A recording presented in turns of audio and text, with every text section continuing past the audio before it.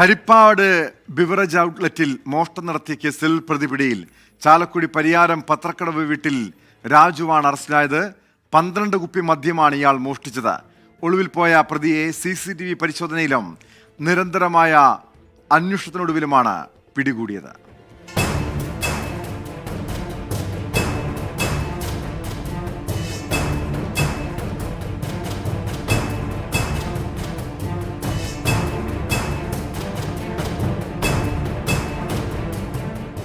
Harippad RK junction സമീപമുള്ള FCI ഗോഡൌണിൽ പ്രവർത്തിക്കുന്ന beverage ഔട്ട്ലെറ്റിലാണ് മോഷണം നടന്നത്.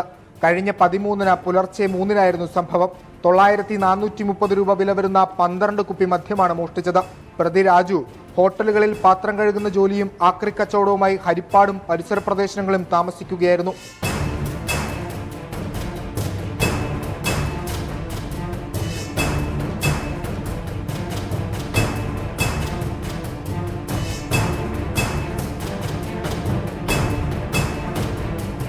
സംഭവത്തിന് ശേഷം ഒളിവിലായ പ്രതിയെ CCTV പരിശോധനയിലും നിരന്തരമായ അന്വേഷണത്തിനൊടുവിലാണ് ഇന്നലെ പിടികൂടിയത്.